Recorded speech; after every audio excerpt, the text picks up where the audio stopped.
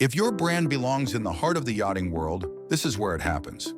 Yachting International Radio reaches over 1 million yachting professionals and enthusiasts every month, with 77 million impressions, 220,000 social followers, and 74,000 podcast subscribers.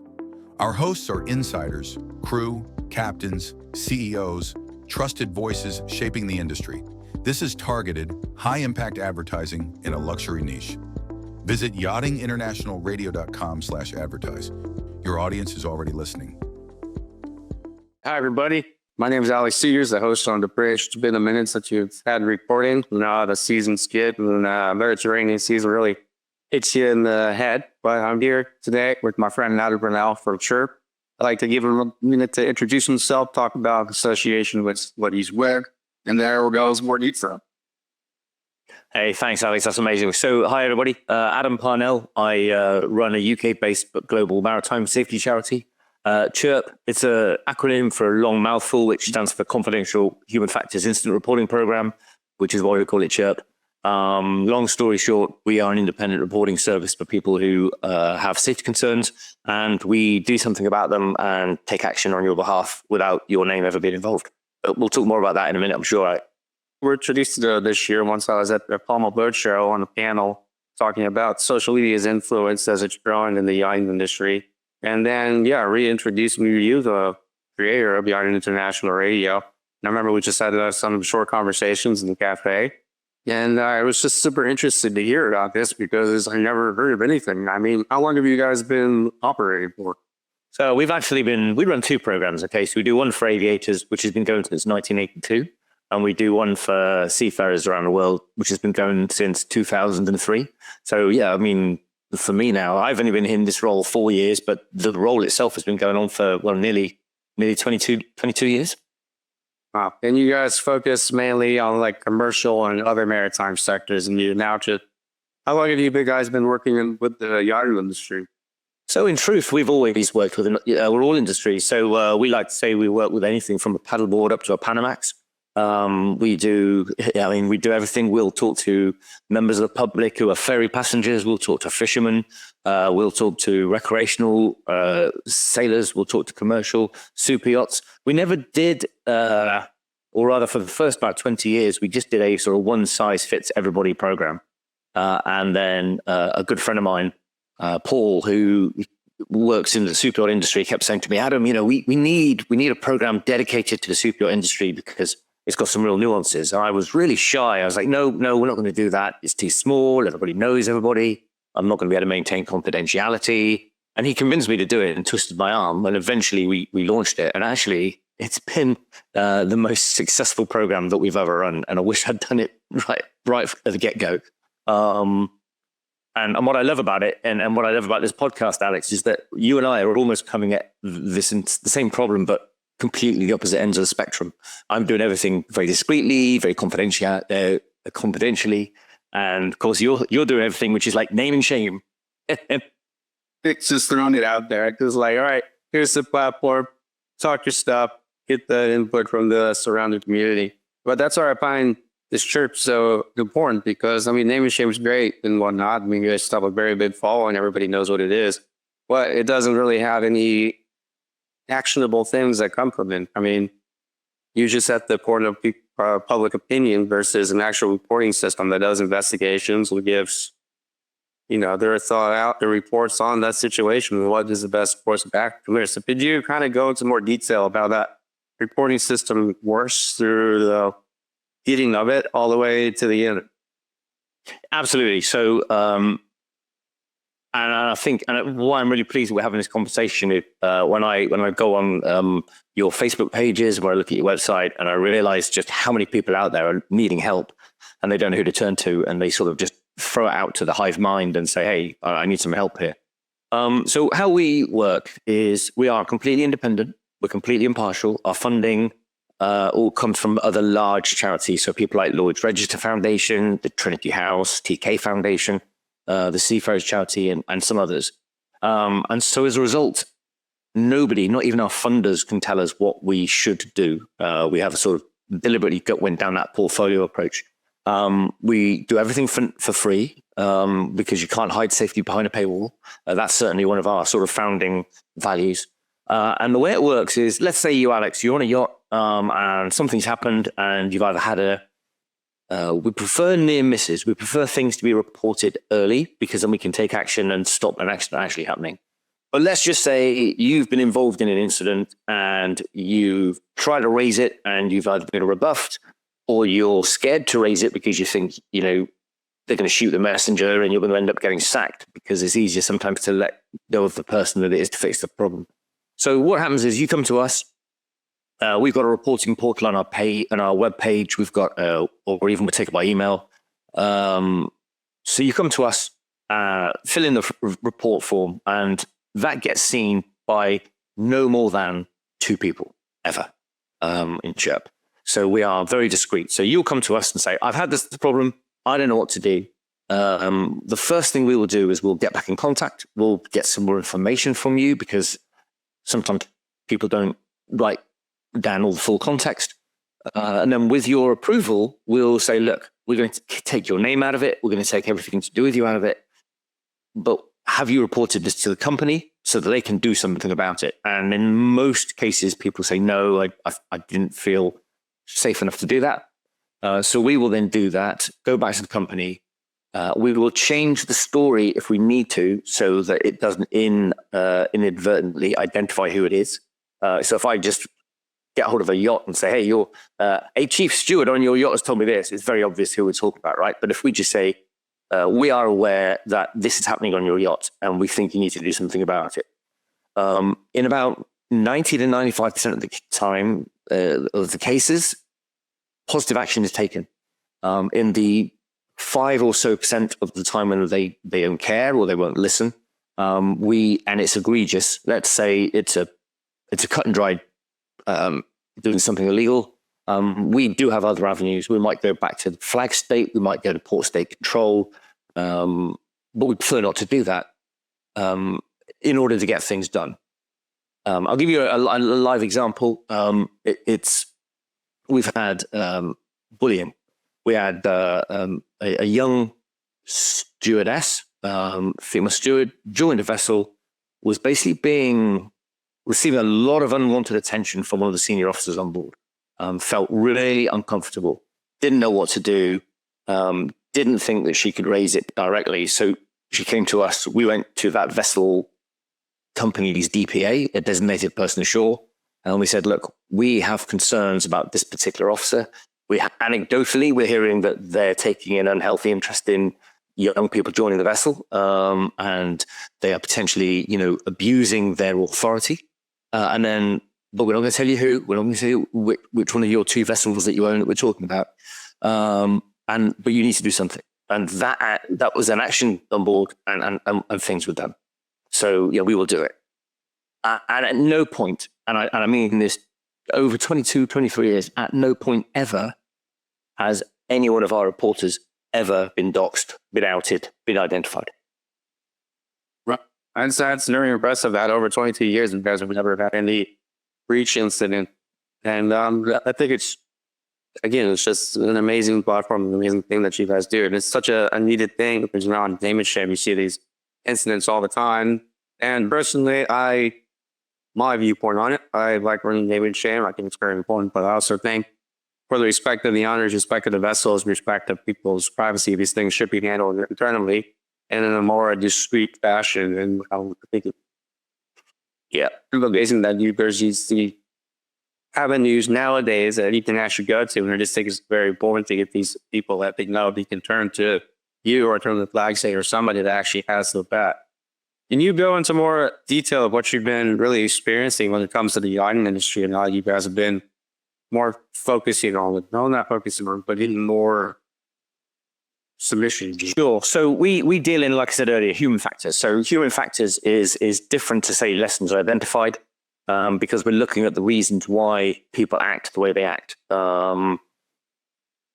In truth, if you had to boil this entire podcast down to why does CHIRP need to exist, it's a lack of psychological safety. If people don't feel safe that they can report informally or through company reporting channels, that issue then has nowhere to go. And so that's why we exist. We get things done. What are we seeing? I've just said it, the authority gradient. A lot of people, and it happens on small teams, the smaller the team, the more outsized the influence of any one individual is. And we're getting, and especially in an industry like this, which is very service focused, very much about meeting the wishes of the guests and of the owners. Sometimes safety can take a secondary sort of setting on that stage because people want to say yes. People feel like they want to give a good job. They want to meet somebody's needs. But what they don't realize is that as a result of that, boundaries can be inadvertently or even sadly knowingly broached. A classic case that we received, very sad, drunk captain had a guest on board. The guest wanted to use a jet ski in a bay where jet skiing was banned. Basically bullied the captain into launching the jet ski for the drunk guest on the basis that if he didn't, he would face the sack. And then what happened was the drunk passenger was then very seriously harmed at sea because they were not fully in control of that jet ski. Now, from a hindsight 2020 perfect vision point of view, that should never have happened, and there were so many red flags in that case. But it's a reality. Excuse me. We have quite a capricious and fragile employment situation where people can be landed relatively quickly and careers can be just curtailed. We have an incentive system where quite often people's tips and things only get given out at the end of the season. So the closer you get to the end of the season, the less likely you're going to speak up. We've got captains who are effectively gods on their own vessel, and owners who want to do something, and why should they? They not necessarily will understand the full risk implications of what it is they just asked for. And so you've got a perfect cocktail of things that could go wrong. And what it takes is real moral courage by the leadership on board to be able to turn around. And it takes a strong captain to do this, to turn around to a potentially very strong owner and say, I'm not going to do that, boss, because that's unsafe. And feel confident that they can say that in a way that they're not going to get landed at the next port and another captain's going to join and replace them. And of course, if captains feel afraid to do that, imagine how underconfident people at the bottom of the chain feel also. I read a lot of books. I know Brendan O'Shaughnessy, and he was telling me about people in the past where the owner basically just doesn't like the look of somebody and they get landed. I mean, that is not a valid employment reason. But hey, it happens. I'm not here to tell you that it shouldn't happen. We all know it shouldn't happen, but it does happen. So, which is why we exist. Yeah, I could tell you stories all day long, Alex, of things that have gone wrong and why they shouldn't have done. And of course, it comes across as very holier than thou. We work in an imperfect world. We humans are messy. But if you want to know what the biggest things that we see are, it's the authority gradient, which stops people speaking up. It's a lack of situational awareness, normally caused by distraction, normally caused by poor communication and one person trying to do three things at once.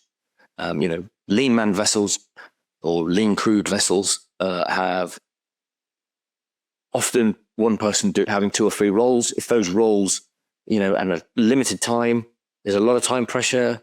So as a result, there's lots of things that can go wrong very, very quickly. And we've had lots of reports where simple miscommunication, where somebody said, can you let go of the anchor? And they've let go of the anchor. And what they meant was they actually didn't mean let go of the anchor. They said it because they weren't thinking. I've seen reports where the officers of the watch have been busy talking to guests and other people on the bridge have been thinking any minute now he's going to notice that we're at a collide with that other vessel.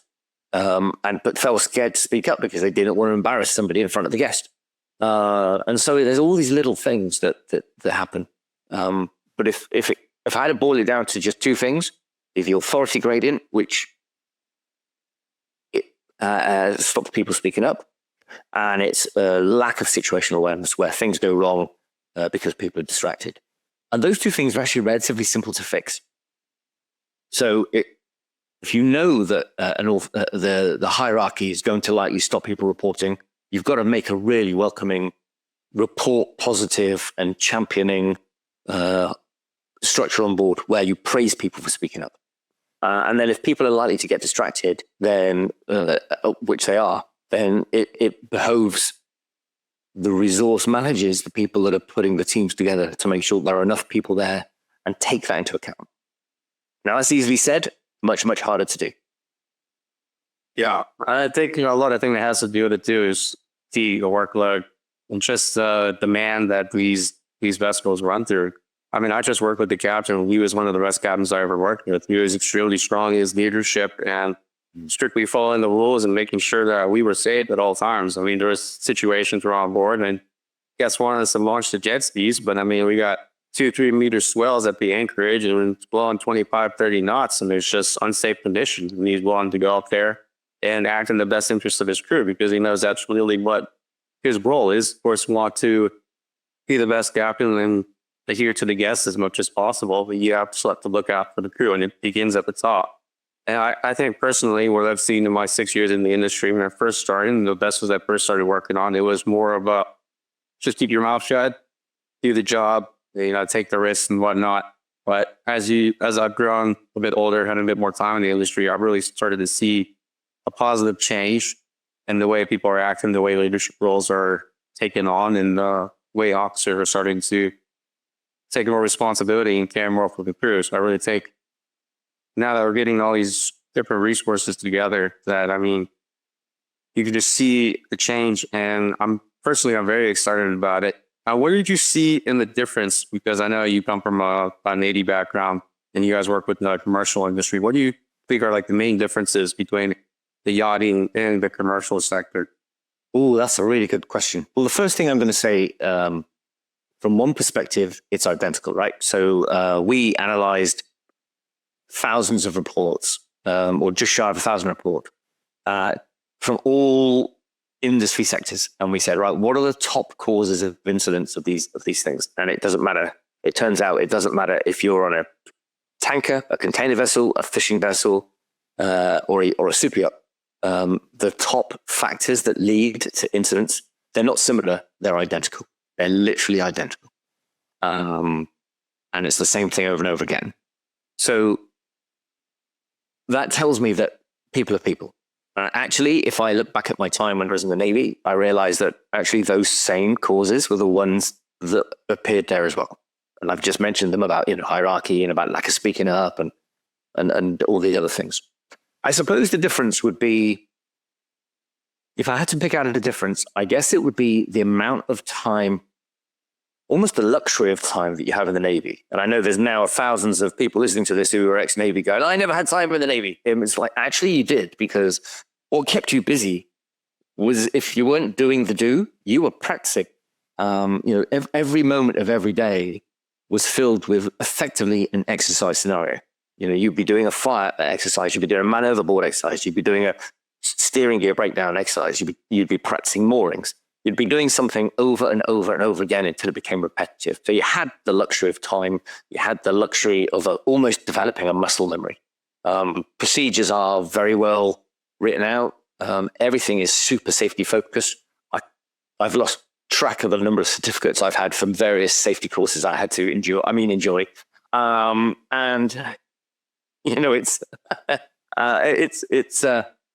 Yet when you go into the commercial world, it's very much about profit, and it's very much about being really efficient. And then I suppose the perspective from a super yacht industry is it's all very much about the service. So because of those different cultural backgrounds, one's very mission focused, one's very service oriented, and the one in the middle is trying to make money, you take a different attitude to safety. Now, it's a cliche. Nobody wakes up in the morning intending to have an accident. Everybody wants to be safe. Everybody tries their best to be safe. And I don't take that away from anybody. But I suppose if there was a thing you could take across from one industry to another, I would take the service orientation from the super yacht industry and take it back into the Navy. And I would take the luxury of time to practice doing exercises over and over and over again and put that into the super yacht industry. And I suppose the Navy, rigid hierarchy, rigid procedures. They're all written out in a book, and you don't deviate. Full stop. You just follow them, even if they're not the most effective or efficient. And you've also got the luxury of people. Most warships are built and crewed to survive action damage. So you need a bunch of people who are going to do nothing more than, fill holes in the hull. That attitude isn't taken across quite rightly into commercial and super yachts. So there are some big differences. But like I say, one perspective, people are people. In another perspective, they're very, very different industries. But the underlying factors, the underlying causes and incidents remain the same. Yeah, I think with the yacht industry, it's just came to me one of the differences with commercial is just the uncertainty that comes with working on boats. When they work commercial and maritime, you sort of have a set schedule, then might be where everything runs like clockwork. You're going to come here, drop off the cargo. You're going to take maybe a day or two and then sail back to another location. But with the yachting, you drop off and then the owner's calling you and saying, okay, I'm going to be there tomorrow morning. And then that's just your ability. This is up your entire plan. This is up your fire drills. Fire drills have to be rescheduled. Your emergency steering drills, that has to be rescheduled because you have to accommodate for the owner. That's just, what would you think, in your professional opinion, would be the best course of action to try and mediate those circumstances? Because I just see that as the biggest thing across my time and what we've been doing is the unpredictability and uncertainty that comes with this industry. Because they work 4 months straight, 2 days off. And I mean, they're hardworking, they're incredible people and extremely skilled sailors. Yeah, but fatigue and the overworking, it just takes down your motor functions to a place you just send out a break. Oh, wow. Fatigue. We can speak about fatigue for hours. So there have been numerous studies showing that fatigue, and we're not talking about tiredness, we're talking about fatigue, which is a whole new ballgame, has the same impairment mentally as drinking between 2 to 3 units of alcohol, depending on the length of time you've been awake. I think if you've been awake for 16 hours, and let's be honest, most people at sea are awake for 16 hours, especially on super yachts, and especially with that unpredictability you just mentioned. That is the equivalent of drinking a pint of strong lager. So, you're already 2 units in before, and that's you. And yet there you are playing with hydraulics and big bits of equipment and, and having to function as though you've had a drink. That's the effect. The worst thing about fatigue, most people who are fatigued don't even know that they're fatigued. They don't even recognize it in themselves because that's part of the mental impairment.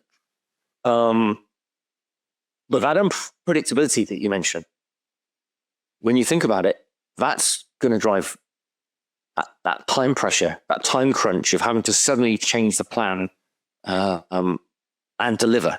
And that means that you're not going to have time to plan properly. You're not going to have time to risk assess properly. You're not going to have time to put plans in place, make sure people are adequately rested, and all those things. So, and this is where it comes back to, like I say, strong captains and understanding owners, and having an owner that understands that if they just change the plan at the drop of a hat, there's going to need to be some prep time. Now, that's a difficult conversation to have with an owner. It's like, yep, I know you want to do that now, boss, but you're going to have to give us a couple of hours to prep. That's not going to go down well. I get that. But I think it's about having those conversations away from the immediate change of plan in the background, where trying to get the owner to understand the complexity, because actually super yachts are super complex bits of kit. Super complex. Mm-hmm. Probably easily as complicated as anything in the commercial or defense worlds. And with fewer people who are multi-rolled, and with that same levels of fatigue that you've mentioned that we see in the commercial sector. And unpredictability is a root cause of many incidents because of what it engenders. It engenders that lack of planning, the lack of assessment, lack of preparedness. It spoils, as you say, all those other plans that you had. And also, that's a mental thing. If you're mentally in your head, you're doing A, then B, then C, and then you get to B and somebody says, no, we're doing F now. You're still mentally attuned to C. And you're thinking, hang on a minute, And so your entire way of thinking and being, that takes time. It just takes time. Time is our friend, but it's the one thing we don't have. Yeah, there's never enough time. And I think Never enough a day. and yeah, trust me, I know never enough hours ever. And then the mental strain that it puts on you, it's insane. It was you're thinking, okay, I'm gonna get evening off. I'm gonna go out to dinner with my girlfriend or our friends of the crew and whatnot. We're gonna take a time to take a breath and relax. But then no, you have to realize guests are coming tomorrow. Just 4, maybe 6, maybe 2. Provisionally for that, making sure that everything on deck is squared away, all your toys have gasoline, all of your products are stocked up for the next trip. And it's this mental gymnastics that you're doing that you never really get a break from. And that's why the fatigue comes in. Then it also comes in with the coping mechanisms crew typically take to deal with the stress of their job. So they'll go out on the piss, get extremely drunk, and just find different ways to try and escape the reality and the stress of their situations. Because there's never enough time where you have a season, you're 4 or 5 months straight, nonstop, all those different games. And then you add alcohol and maybe drug abuse on top of that. And it's just a recipe for disaster, which I think, at least for what I'm seeing with people coming into the space now, we're getting these crew services and mental health resource and tools for crew to find different avenues to put their energy. I think that's extremely necessary because also, like, what are you going to do when you get off the boat and the only thing around you is a bar? And then you're just gotten slammed for 10 days straight, 16-hour days, and the boss is coming tomorrow. And you just have to let loose for a second, but then it also adds on to the pile of fatigue that you would have. And by the end of the season, you're just a person, you're not like, Oh yeah, you can be a walking zombie. What you've just described, that's reality, right? That's that messy human sort of behavior. We've all done the same. You know, I did the same in the Navy. You'd go to literally the first bar you could find. And then you wondered why the next day felt even harder because not only were you still fatigued, now you had a hangover as well. So it's like, yeah, I get, I've been there many times. oh yeah, well, haven't we all? And I don't condone it. But actually, you made a really good point about the stress relief, the mental break, taking a mental break. There are studies, and I haven't got I can't cite the exact study to hand, but there are studies showing that the rate of suicide on super yachts or on yachting in general, commercial yachting, can be up to 3 times that of the suicide rate ashore. And one of the biggest antidotes to everything we've just talked about, the stress relief, the fatigue, the unpredictability, the sort of lack of downtime, the strongest antidote to all of that is working as a team, is having people to, good buddies that are going to look out for each other and actually turn around and not be afraid to go, hey, Alex, you're looking a bit knackered this morning. Did you sleep enough last night?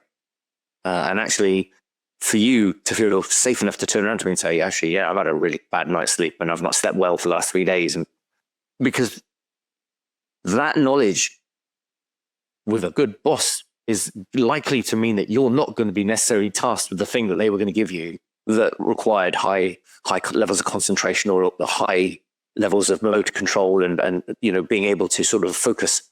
I would rather have somebody say to me, hand on heart, I'm not up to this task today. Or somebody even better turn around and go, I don't think Adam's up to this task because look at him. He's walking, he just needs some downtime. And actually that a team that works together instantly becomes a safer team. But again, I get it. It's small teams. Everybody's already massively busy. If I give you a morning off, somebody's got to do the work you were going to do. So there is no extra person. It just makes everybody else busy.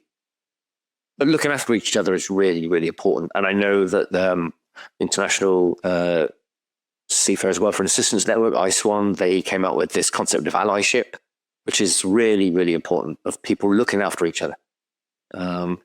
Because the one thing that we've, like I say, you're fatigued, potentially you're hungover, you're mentally fried. And then on top of that, if you are being bullied or you are feeling unsure about your role or your place on board, people can go downhill really, really quickly. And the one thing I would say is look after each other. and be kind. Be kind. Being kind, being a good human to another human is super important.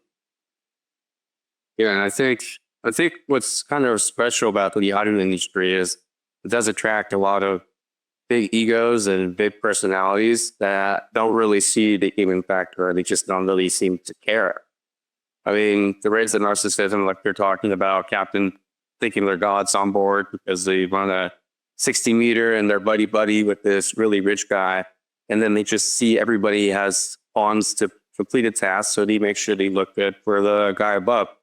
And I don't think that owners are malicious when it comes to this. I just don't think there's any understanding of what it really takes and the amount of work that goes into these crew members. Because you just see them, they're all smiling and happy to see you.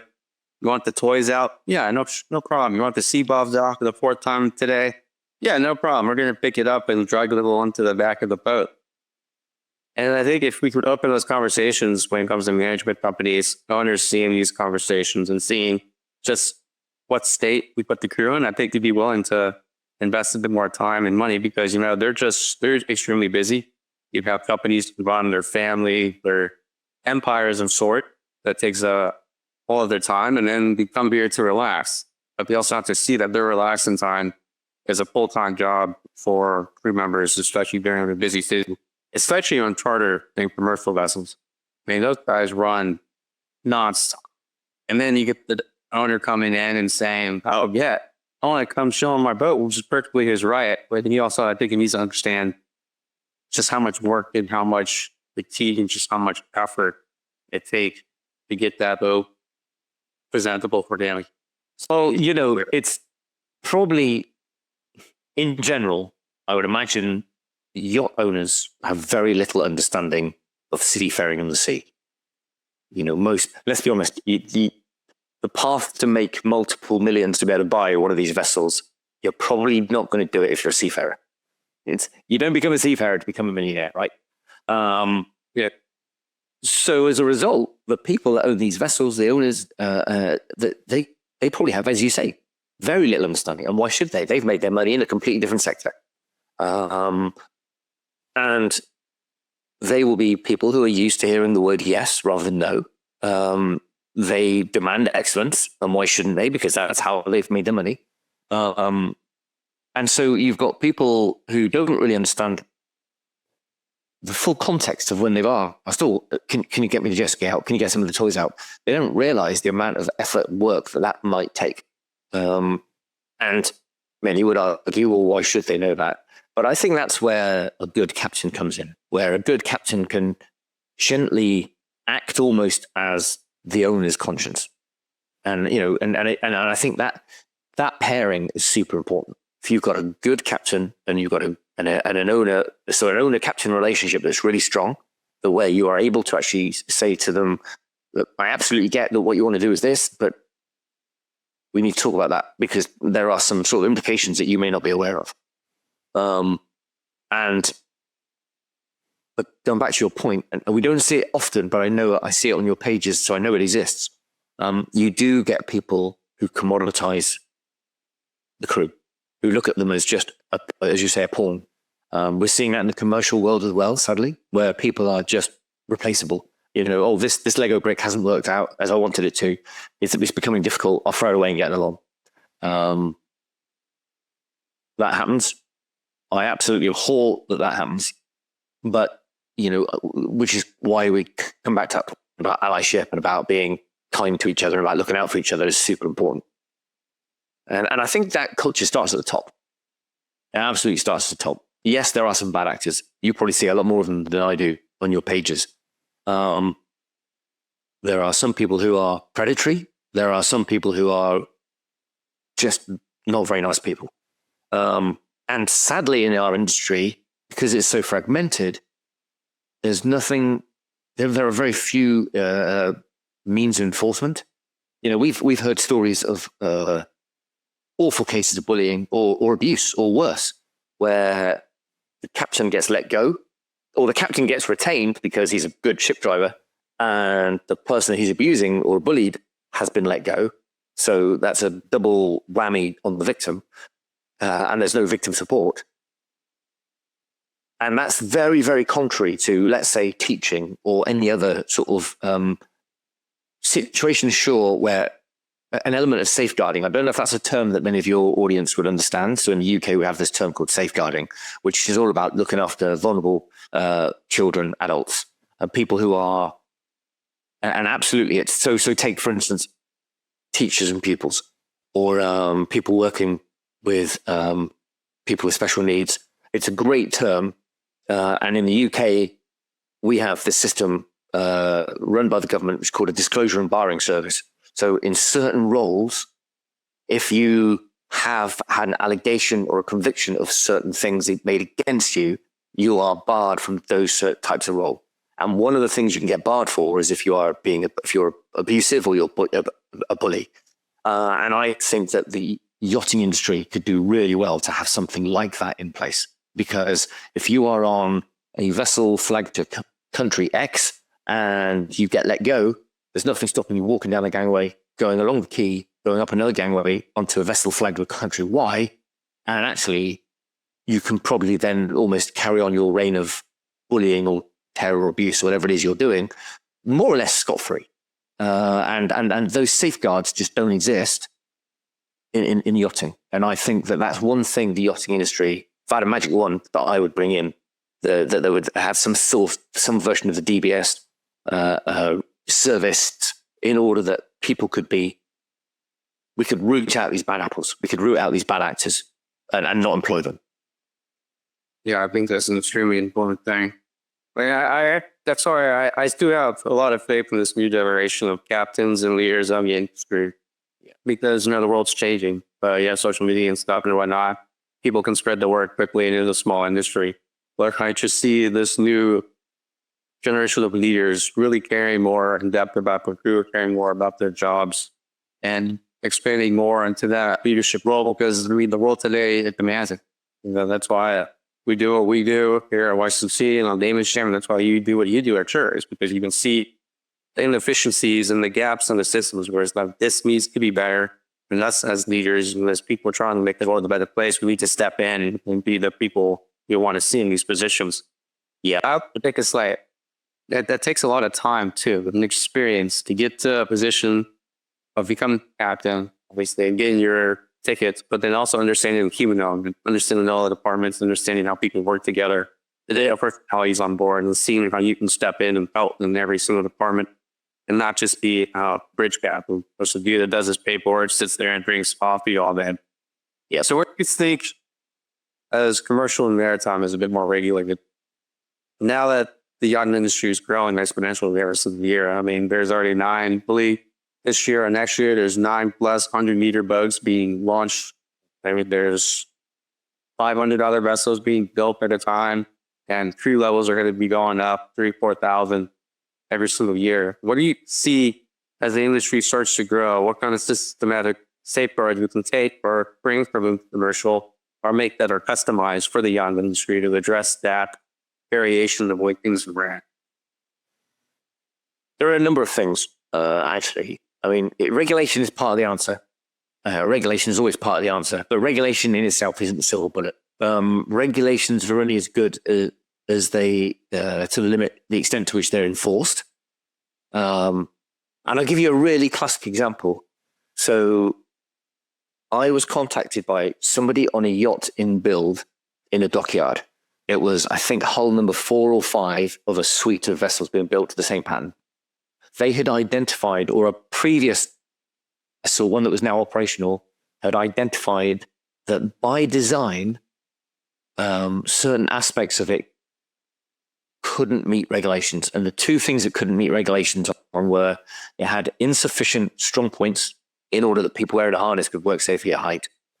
And the way that the pilot transfer station, or the area where pilot transfers would take place, a very large vessel,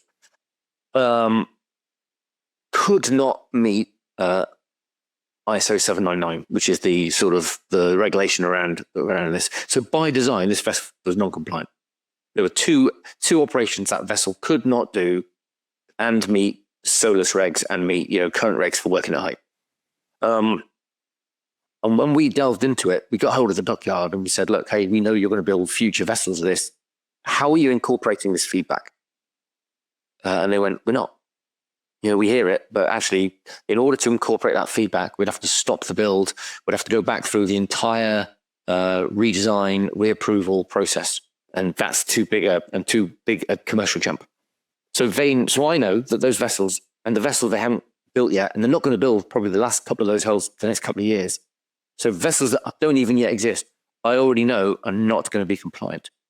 And so regulation helps. And one of the reasons that they were compliant was the dockyard informed me. And I find this hard to believe, but this is what they said, which is if a classification survey or class survey comes along and says that's not compliant, so long as the owner signs off to say that they're happy with it, irregardless, we'll still deliver it. So, if you've got owners who are saying, I hear you, shipyard and auditor, that is not a compliant vessel, but I like it. I like the way it's designed. I like the way it looks. I'm having it anyway. Where do I sign? We've got people knowingly purchasing and knowingly building boats that by design are unsafe. And so regulation works. But if we're allowing people get out clauses, we're allowing grandfather rights, we're allowing all these other issues and ways around the regulations aren't worth it. So I think we've got to recognize that, again, we live in an imperfect world. Regulation, part of the solution, also part of the problem, also imperfect, especially since enforcement is not particularly strong in all aspects, in all areas. But it comes back to, and you mentioned it earlier, almost people voting with their feet. I reckon many crew, if they knew they were going to join a vessel that wasn't compliant and wasn't safe, would they join or would they prefer to go to a vessel they knew was safe? So actually, there is a real role for spreading that information, spreading that level of knowledge and empowering people. And one of the biggest ways I see people can empower, and cheap and free and simple, is give crews stop work authority.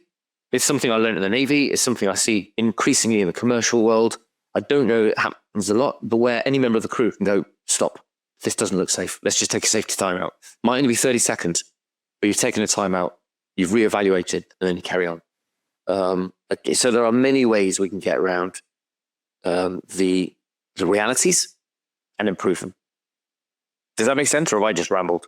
No, that makes a lot of sense. That's why I also think that social media is such a powerful tool nowadays. Is even though they sign off on that and it's all good and hush hush, you can see and somebody can come and make a report saying this is not safe. This is not a safe working environment.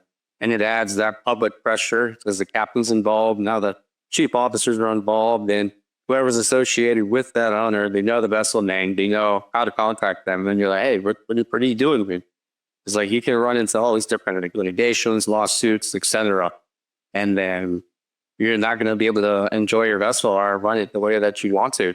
Yeah. So I think data shame is super important, no matter what the Southern Republic thinks and what people have preconceived connotations of what we do there. I think the place people can go to where the public you speak, kind of like the town square and whatnot, is extremely important.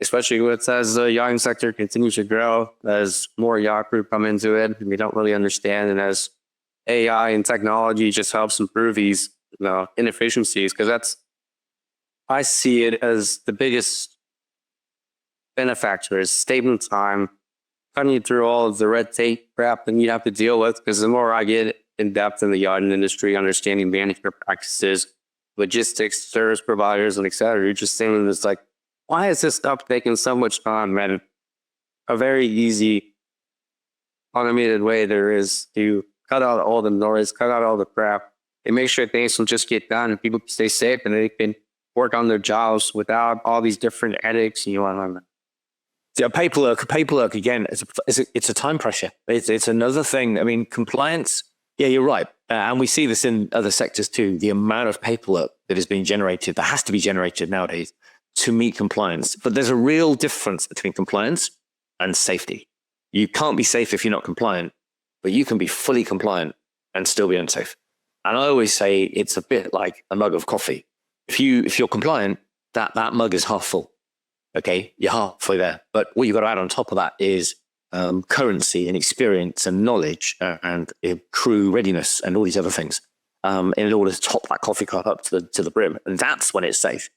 And I think a lot of people, and I think this is important for lots of people to realize, all regulations with which we have to be compliant have been agreed, but they are the baseline standard. They are the minima. Sadly, in no maritime sector at all do we incentivize in any way people going above and beyond the minimum. So what that means is that a regulation with which you have to be compliant, you're actually saying, if you're saying I'm compliant, you're basically saying I'm at the minimum standard. But for many people, being compliant is the head mark. They're like, compliant, that's it, stop work. We've done enough on safety. We don't need to do any more. And actually, you've done the minimum. And those regulations were written with a huge bunch of assumptions. So for instance, that everybody on board is correctly trained, is correctly current, is able and mentally in the right place to be able to do that job, isn't fatigued, has the capacity, is doing their job 100% of the time to 100% of their ability. And we know that's not the case, right? We're not robots, we're human. We all have down days. So if we're just compliant and we've made the minimum our maximum, the minute we deviate from being 100% on our A game, you ain't compliant anymore. It's as simple as that. And I think a lot of people mistake compliance with safety, and you're not. Basically, you're not. It's about going above and beyond the minimum. And so regulations we've talked about, but going back to your point about communication, about being a town hall. I mean, I love what you do. I love the fact that you have this town hall. I read lots and lots and lots of posts on there every day. It breaks my heart that I see people with real issues, and I can tell they don't know where to go. They're like, "What?" And I'm thinking, "Gosh, come and talk to us. We can sort that out for you." But we'll do that discreetly, and we do it with confidentiality. The reason we do it like that, this is where you and I might agree to disagree. The reason we don't name and shame, the reason we do everything really quietly, is because sometimes there is a human nature where if you point out to somebody publicly that they're wrong, they will go to the ends of the earth to defend their position. And what they've done then is they've missed the point. They've not gone, "Oh, yeah, that's a safety thing, I'll approve it." They will put all their time and resource into proving you wrong, rather than accepting they're wrong and that they should be doing something about it. So that's why we do what we do on the sort of down low. But there is definitely a role for both ends. You and I, like I said at the beginning, we're coming at this from different ends of the same telescope. We're both looking at it through different lenses, but we're still looking at the same image in the middle. If you can have a telescope that has an image in the middle, that doesn't work. But you know where I'm going. Yeah, I know where you're coming from. That's our paper by game and shame, and what my personal opinion is coming to work together in the middle. We have our platform. It's grown for 4 years, and now we're sitting on it. Okay, we have our task, we have our support base. And it's like, where can we go to talk with people that we can actually make actual change, but we can also make this stuff that can affect day-to-day life and make things, make a statement for them instead of just having everybody in town yelling and that. I don't see the point in that. I always want to be able to find the middle ground. Because when you find middle ground, that's where you find solutions to problems. You find solutions, ideas, and all things that are going on. And what I love about what you do is the number of people that come up with a solution. Somebody says, "Hey, I've got a problem," and then somebody says, "This is what we're doing as a solution," and then you can see that solution being accepted and I'm assuming adopted. And I look back at my time at the sea and think, what wouldn't I have given to have been able to reach out and go, I don't actually necessarily know the right answer here, but I'm hoping somebody else does. And being able to tap into that level of knowledge and that sort of collective mind, super powerful, super powerful. That's why I find so interesting about artificial intelligence and the way you can connect all of these different data sets and you just ask it a specific question and it can give you all the resources that you need. And then plus it can take away of all of those inefficiencies and those headaches because on top of everything, there's more.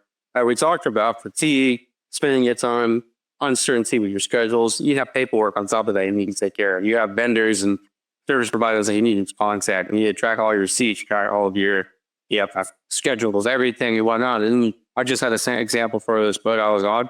We were looking for a chip for a jacuzzi. We're in Italy, and of course, we can't find anything really. And it took 2 to 3 weeks to source this part. And then you have to get the logistics for it, customs for it, all this stuff. And it's on top of that everything else is breaking at the exact same time. And that's why I think it's, with the way technology is moving, you can support the people that are coming into these leadership roles. You can support the crew on board by creating a foundation for them to stand on. A foundation that's not there, or a foundation that's there, but you built it on quicksand. Yeah, and that's where my mission is with YCC and with Made and Shame and with this podcast, is helping build the structure so everybody can stand on top of it in a better way, that better serves group. There's a saying, isn't it? A rising tide floats all boats, and that's what you're doing. But you talk about technology, you talk about change. I mean, there are huge safety implications for all this decarbonization that's coming along. I mean, I know we're not likely to have autonomy. I hope we don't have autonomy in super yachts. You need to have a crew. But there's lots of things that are happening out there in the maritime world, which are each and of themselves revolutionary, and yet we're doing 2 or 3 things at the same time. Yeah, you've mentioned AI. You've got autonomy. You've got decarbonization. You've got novel fuels. I mean, and we've only got to look at the experience we've had with lithium-ion batteries and the issues they bring, and you think, wow, what in 10, 15 years' time if we're running around on ammonia or methane or hydrogen? There's going to be some big changes, I think, afoot. And I guess one of the biggest ways to help is to keep talking, is to remove silos. And that's what you and I are both doing. We're removing these information silos in order that people can share that knowledge, share that sort of experience. And hopefully we can all rise together. Yeah, it seems like a perfect storm coming. I find it so interesting what I go into and just the advancements that are coming. And it comes so quickly now. I mean, I see in the next 5 years, things are going to be extremely different. And even with all of the hesitation and, the fear that comes with these technology, especially with AI, that if we can craft it in the right way and craft it having these conversations from 2 different perspectives, and they coming in the middle ground and saying, okay, here's the actual solution. Here's what we can actually do to help support and help use these tools for the benefits of humanity, for the benefits of our industry and everybody as a whole. It makes me extremely positive. As I've always said, I'm a glass half full, annoyingly optimistic person. And just makes me excited to continue down this road together. Hey, well, and long may you continue with that. Absolutely. I think that's a perfect way to end our segment here. In our podcast today. Any final words you'd like to share with us?